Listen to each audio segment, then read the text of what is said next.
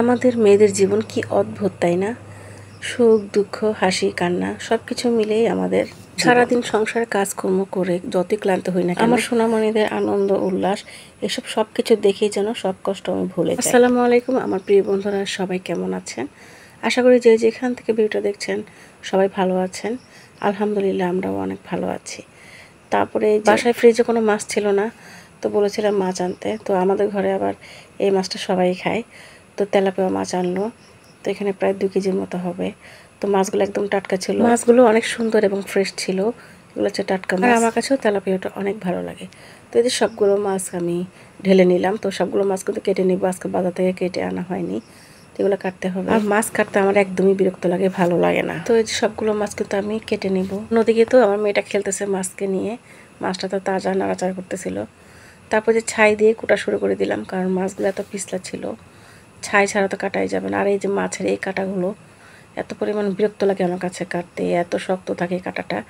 এই কাঁটাটা একদম কাটতে কষ্ট লাগে। আর পিঠের যে কাঁটাটা থাকে, আসলে এগুলো কাটতে কিন্তু অনেক কষ্ট। তো তেলাপিয়া মাছের এই 2 অংশের কাঁটাগুলো কিন্তু একদম শক্ত থাকে, এই 2 অংশের কাঁটাগুলো ফেলতে অনেক কষ্ট হয়।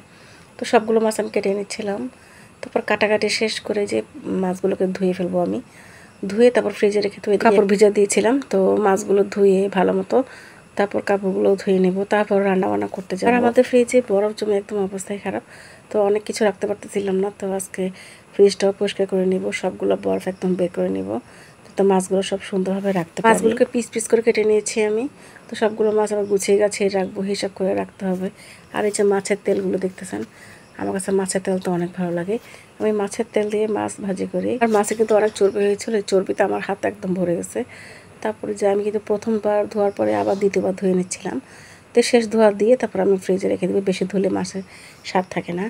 তারপর যে ফ্রিজটা পরিষ্কার করছিলাম, পরিষ্কার করার পরে সব কিছু গুছিয়ে গেছে রেখে দেবো আমি। সব কিছু বের করে নিয়েছি, নিয়ে ভালো মতো ক্লিন করতেছি আমি, কারণ বরফ জমে একদম অবস্থায় খারাপ হয়ে গেছিলো।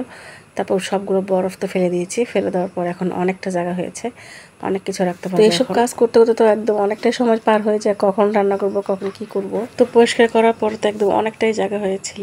অনেক দিন ধরেই ভাবতেছিলাম ফ্রিজটাকে ক্লিন করব, তো সময়ের অভাবে আর করতে পারি নাই। তো আজকে একদম ফাইনালি করে ফেললাম। তো ফ্রিজ তো পরিষ্কার করা শেষ, এখন দরজাটা ভালো মতো মুছে নিচ্ছিলাম আমি। আর এদিকে দেখেন আমার মেয়েটার অবস্থা, তো কোমর দুলাইয়া বিছা লাগাইয়া একটা গান আছে, এই গানটা শুনলে তো একদম ওর ডান্স শুরু হয়ে যায়, ওকে আর থামানোই যায় না। তো টিকটক দেখতেছে আর এইভাবে নাচতেছে দেখে। আর গাইস সবাই আমার এই ছোট্ট মেয়েটার জন্য একটু দোয়া করবেন, যাতে আমার মেয়েটা সবসময় ভালো থাকে, সুস্থ থাকে। আর ওর এইসব ডান্স দেখে তো আমি একদম হাসতে হাসতে শেষ। তারপরে যে ওর বাবা কিন্তু বিকেলবেলা কিছু ড্রাগন ফল এনেছিল বাচ্চাদের জন্য। আমার ছেলেটা খুব পছন্দ করে ড্রাগন ফল, তো অনেকদিন ধরে বলতেছিল খাবে খাবে, তো এই যে নিয়ে আসলো। আজ কিছু আম এনেছিল, আমগুলো কিন্তু অনেক মিষ্টি ছিল। এটা আর বড় করলাম না, আজকের মতো এখানে বিদায় নিচ্ছি। এ পর্যন্ত আপনারা সবাই ভালো থাকবেন, সুস্থ থাকবেন, নিরাপদে থাকবেন, আমাদের জন্য দোয়া করবেন। আল্লাহ হাফেজ, আসসালামু আলাইকুম।